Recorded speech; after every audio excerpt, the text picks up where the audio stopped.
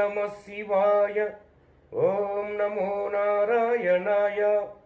Hi అండి, అందరికీ నమస్కారం. నా పేరు బోయపాటి కోటేశ్వరరావు. ఈరోజు మనం ఈ వీడియోలో అష్టాంగ రాజయోగం, దాని యొక్క విధి విధానం గురించి క్లుప్తంగా తెలుసుకుందాం. ముఖ్యంగా ఈ అష్టాంగ రాజయోగం ఎందుకు చేయాలి మనం అంటే, ఇప్పుడున్న పరిస్థితుల్లో కాలమాన రీతుల్లో చూస్తుంటే అన్యాయాలు, అక్రమాలు ఏ ఒక్కటి సవ్యంగా ప్రభుత్వం కానీ అధికారులు కానీ ఎవరు కూడా అంతా కూడా వారి ఇష్టానుసార పోకడలు పోతున్నారు. అనేక ఇబ్బందులు వస్తున్నాయి.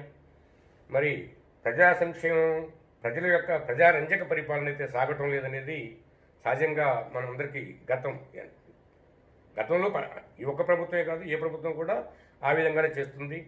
ప్రజల నుంచి ధనాన్ని లాక్కోవటానికి ప్రజలు ఎప్పుడు ఇబ్బందులు పడుతూ ఉండాలని ఒక సంకల్పం వారికి ఉన్నట్టు కనపడుతుంది. కాబట్టి వాటన్నిటిని మనము ఎదిరించడానికి, ఎదిరించే శక్తి కావటం కొరకు అష్టాంగ రాజయోగాన్ని సాధన చేయాలి.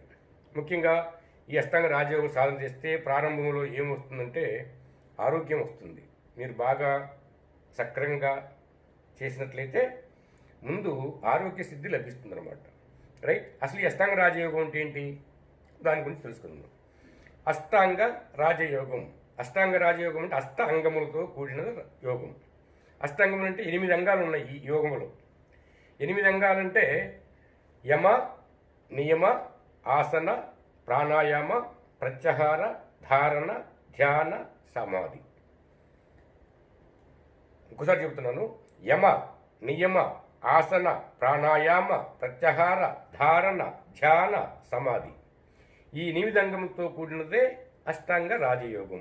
అసలు ఏంటి ఈ 8 అంగాలు అంటే, మనం చెప్పుకున్నట్టుగా యమములు 5. యమ నియమములు తప్పకుండా పాటించాలి ప్రతి ఒక్క వ్యక్తి. ఈ యోగాలు చేసినా చేయకపోయినా కూడా యమ నియమములు పాటించినట్లయితే మంచి ఫలితమే వస్తుంది. యమములు 5: అహింసో, బ్రహ్మచర్యో, సత్య, అస్తేయ, అపరిగ్రహ.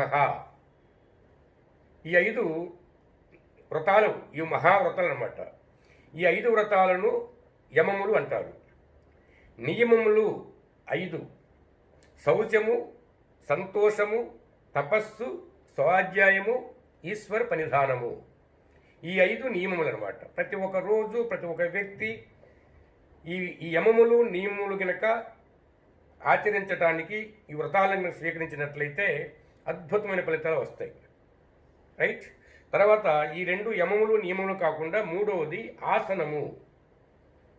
ఈ ఆసనాలు అనేకం ఉన్నాయి. పద్మాసనము, వజ్రాసనము, శీర్షాసనము, సర్వాంగాసనము, పవనముక్తాసనము, మరి నౌకాసనము, రకరకాలు, త్రికోణాసనము, ఏవో రకరకాలు, నిలబడేసేయి, కూర్చొనేసేయి, పడుకునేసేయి, దాదాపుగా అనేక రకాలు ఉన్నట్లే మనం కనీసం ఒక 40-50 రకాల ఆసనాలు ఉంటాయన్నమాట.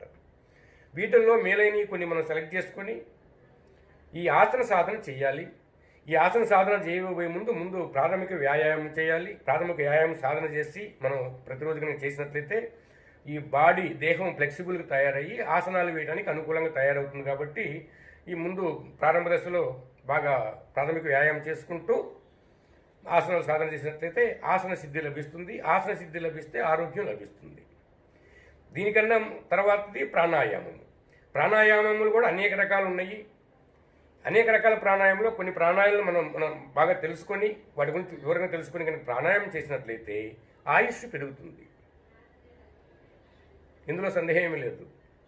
ఎవరైతే ప్రాణాయామం చేస్తారో క్రమ పద్ధతుల్లో, విధి విధానాలతోటి, శాస్త్రాన్ని అనుసంధానం చేసి, అంటే శాస్త్రం ఏం చెప్పిందో ఆ విధంగా కనుక చేసినట్లయితే ప్రాణాయామం చేసే వ్యక్తికి ఆయుష్ పెరుగుతుంది. నో డౌట్ అందులో. ఇది ఈ రకంగా ప్రాణాయామం చేసుకుంటూ రావాలి. ప్రాణాయామం చేసుకున్న తర్వాత ఇంకేంటి, ఆసనము, యమ, నియమ, ఆసన, ప్రాణాయామం తర్వాత ప్రత్యాహారం. అంటే ఈ ప్రత్యాహారాన్ని కనుక మనం సాధన చేసినట్లయితే అద్భుతమైన ఫలితాలు వస్తాయన్నమాట. మన బుద్ధిని మార్చుకోవచ్చు, మనసును మార్చుకోవచ్చు. అంటే అపసవ్య దిశలో ఉన్నప్పుడు మన అనేక రకాల కుళ్ళులు, కుతంత్రాలు, కుట్రలు, కోపాలు, రాగద్వేషాలు అనేకం ఉంటుంటాయి మనకి. వీటన్నిటినీ సరైన దిశలో పెట్టడమే ప్రత్యాహారము. ఆ ప్రత్యాహారం అంటే ఆహారానికి ఆహారము. ఆహారం తీసుకుంటాం మనం. ప్రతి ఒక్కదానికి ఒక ఆహారం ఉంటుంది. మనసు ఉంది, దానికి ఒక ఆహారం. ఇప్పుడు కోపం ఉంది, దానికి ఆహారం కావాలి. దానికి ప్రతిహారం తీసుకుంటే కోపం నశించిపోద్ది. అంటే కోపానికి వ్యతిరేక్తమైనది శాంతము. శాంతాన్ని మనం అనుసంధానం చేసుకోవటం. దేశానికి ప్రేమ. దేశించే బదులు ప్రేమించడం ఉత్తమమైన మార్గం అన్నమాట. ఈ విధంగా దీన్ని ప్రత్యాహారం అంటారు. అలాగే శ్వాసను తీసుకోవటం వలన, మనం గాలిలో ఉన్న శక్తిని తీసుకోవటం వల్ల ఆహారానికి బదులు ప్రత్యాహారముగా శ్వాస ద్వారానే మనం శక్తిని పూరించుకోవచ్చు. దీనిని ప్రత్యాహారము. ధారణ, తదేకంగా ఎప్పుడు ఏదో ఒక దీన్ని ధారణ చేస్తూ ఉండాలి మనం. ఈ ధారణని అభ్యాసం చేయాలి. దీనివల్ల అద్భుతమైన ఫలితాలు. ఈ తర్వాత ధ్యానం.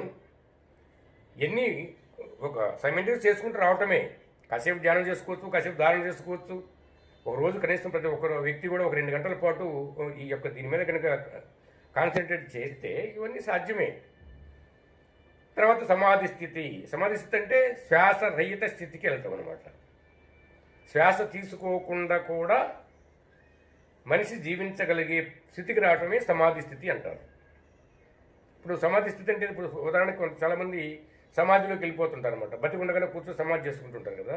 వారు ఎంతకాలం ఉన్నా ఆ సమాధిలో జీవించే ఉంటారనేది, కొంతకాలం ఉండొచ్చు అనేది, ఆ తర్వాత వాళ్ళకి దివ్యశక్తులు వస్తాయని, ఆ దేహం వదిలిపెట్టి ఇతర అనేక లోకాల్లో సంచరించి వాడి యొక్క జ్ఞానాన్ని సంపాదించుకుంటారని అనేకం చెబుతూ ఉంటారు. సరే, ఏదైనా ఇది అనమాట. అంటే ఇది సామాన్య విషయాలు కావు, ఇవన్నీ అతి సామాన్యమైనవి కావు, చాలా గొప్పదైనటువంటి విద్య. అందుకనే ఎవరైతే ఈ 8 అంగాలతో కూడిన అష్టాంగ రాజయోగాన్ని ఎవరైతే సాధన చేస్తూ ఉంటారో వారికి ఒక శక్తి వస్తుంది. ఒక దృఢమైన బలమైన శక్తి. మనస్సాంచల్యం తగ్గిపోతుంది. మనస్సు సరైన విధంగా ముందుకెళ్తుంది. సరైన ప్రేరణ కలుగుతుంది. ఇది ఈ యొక్క అష్టాంగ రాజయోగం యొక్క విశిష్టత అన్నమాట. రైట్ అండి. మరి ఈ అష్టాంగ రాజయోగంలో మనం ఇంకా కొన్ని విషయాల్ని మనం క్షుణ్ణంగా తెలుసుకుందాం. అంటే ఇది అసలు యమములు అంటే ఏంటి, నియమములు అంటే ఏంటి చెప్పుకున్నాం. కానీ మనము ఇప్పుడు ఉదాహరణకి యమములు ఉన్నాయి, 5 మహావ్రతాలు చెప్పుకున్నాం.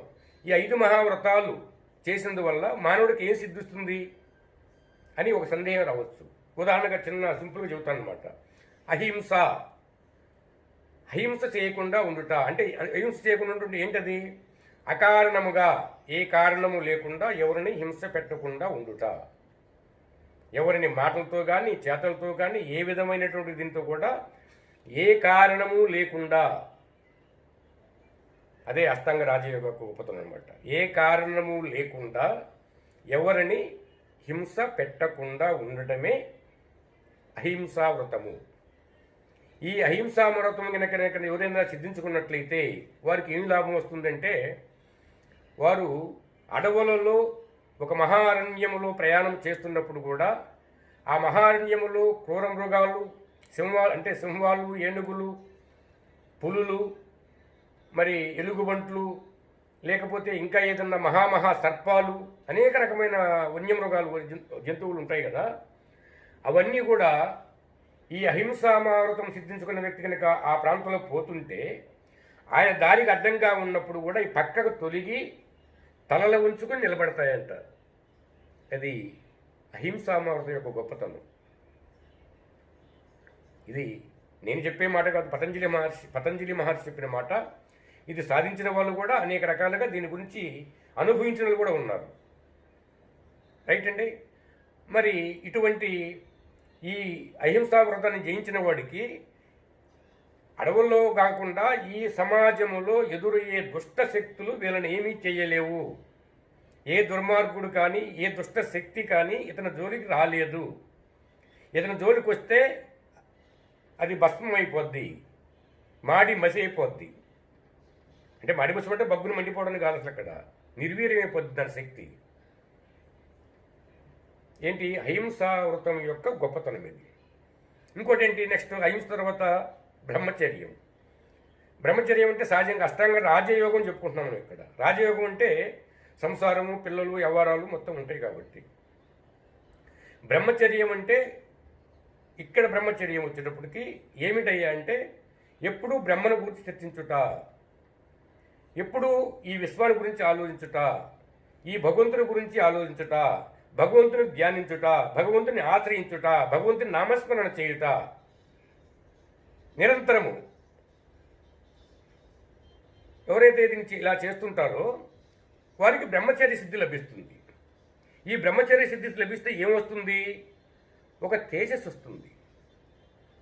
ఎవరైనా పోగానే ఎక్కడికైనా 10 మందిలోకి వెళ్ళినప్పుడు కానీ, దారిని పోతున్నప్పుడు కానీ, ఏ వ్యవహారంలో కూడా పోతుంటే ఎవడురా, ఈయనెవరా, మహానుభావుడు, ఒక తేజస్సు ఉంది అన్నట్లుగా గౌరవించబడతారన్నమాట.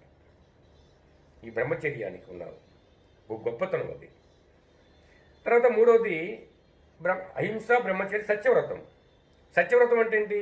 ఎల్లప్పుడూ సత్యమనే మాట్లాడుట, అబద్ధం ఆడకూడదు, అసలు పొరపాటు కూడా ఆడకూడదు. ఎవరైతే ఈ సత్యవ్రతాన్ని చేస్తారో, ఎవరైతే అబద్ధం ఆడకుండా జీవిస్తూ ఉంటారో వారికి ఏం లభిస్తుంది తెలుస్తుందండి? వాక్శుద్ధి లభిస్తుంది. వాక్శుద్ధి అంటే ఏంటి? ఈయన కనుక, ఎవరైతే ఈ సత్యవ్రతం చేసిన ఆయన కనుక ఒక అర్ధాయుష్షు ఉన్న వ్యక్తికి దీర్ఘాయుష్మానుభవ అని దీవించినట్లయితే అతను అర్ధాయుష్ నుంచి విడిపడి దీర్ఘాయుష్ లభిస్తుంది అతనికి.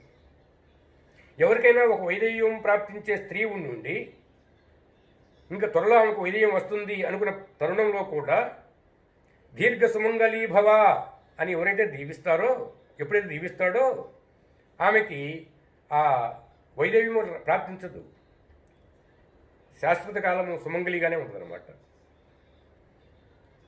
లేదు ఇంకా అనేకం అతని నోటి నుంచి, అంటే నేను చెప్పేది ఏంటంటే అతని నోటి నుండి ఏ వాక్కు వస్తే ఆ వాక్కు అమలవుతుంది. సత్యవ్రతానికి ఉన్న గొప్పతనం ఇది. ఇలా పొద్దున్న లేస్తే అన్ని అబద్ధాలే.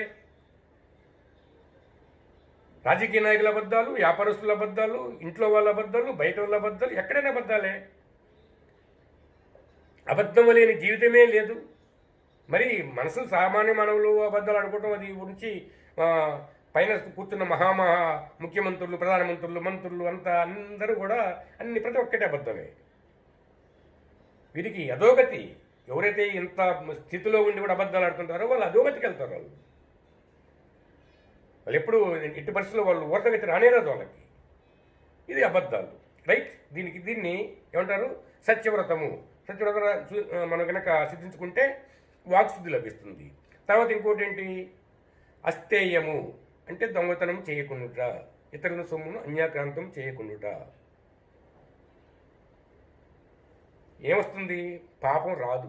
ఎవరి సొమ్మునైనా మనం దొంగతనం చేయకుండా ఉండి, ఎవరి సొమ్ముని కూడా అన్యాక్రాంతం చేయకుండా ఉండి, ఎవరిని ఇబ్బందులు పెట్టకుండా ఉంటే మనకు పాపం రాదు. ఊర్ధగతి పోవడానికి సుగమమైన మార్గం ఏర్పడుతుంది. గేట్లు ఎక్కడ అడ్డలు రావు, అన్నీ ఓపెన్ చేస్తాయన్నమాట గేట్లు మొత్తం పోతుంటే. ఎవరైతే దొంగతనం చేయకుండా, ఇతర సొమ్ములను అన్యాయం చేయకుండా, అక్రమం చేయకుండా ఉంటే గేట్లు బారుకు ఓపెన్ అవుతాయి. ఎక్కడ ఎవడు గేట్ దగ్గర కూడా ఆపడు, ఆపి చెక్కింగ్లు బుకింగ్ చేయరు అనమాట. అలాగే అపరిగ్రహము. అపరిగ్రహం అంటే ఏంటంటే ఎవరైనా దానం ఇచ్చినా స్వీకరించుకుంటుంటారు. ఎవరైనా దానం ఇచ్చినా స్వీకరించకూడదు. చాలామంది ఇప్పుడు పోయి ఏదన్నా కనుక దానం చేస్తానంటే పోయి ఎగిరిగిరికి పోయి గంతు వేసుకుంటూ పోయి మనం తీసుకుంటూ ఉంటాం. వాళ్ళు నో, ఎప్పుడు తీసుకోకూడదు. ఒక దుర్మార్గు నుంచో, దుష్టు నుంచో కొంతమంది పాపాలు చేసి డబ్బులు సంపాదించి వాళ్ళు ఏదో అన్నదాన కార్యక్రమాలను, మద్య ప్యాకెట్లు పంచడము, లేకపోతే ఇంకోటి పంచడము, పులిహార పొట్టలు పెంచడము, లేకపోతే ఇంకోటి ఏదో ప్రజలకు సేవ చేయాలన్న ఒక సంకల్పంతో వాళ్ళు ఏం చేస్తుంటారంటే కొంత పాప భారాన్ని తగ్గించుకోవడం కొరకు ప్రజలకు దానం చేస్తుంటారు అన్నమాట. స్వీకరించకూడదు ఎట్టి పరిస్థితుల్లో కూడా. ఆ దానాన్ని స్వీకరిస్తే, సజ్జనుడు చేసే దానాన్ని స్వీకరించవచ్చు. ఒక ధర్మాత్ముడు చేసే దానాన్ని స్వీకరించండి, ధర్మం వస్తుంది మీకు, పాపం రాదు. ఒక పుణ్యాత్ముడు చేసే దానాన్ని స్వీకరిస్తే పుణ్యం వస్తుంది. పాపాత్మ చేసి దానాన్ని స్వీకరిస్తే పాపం వస్తుంది.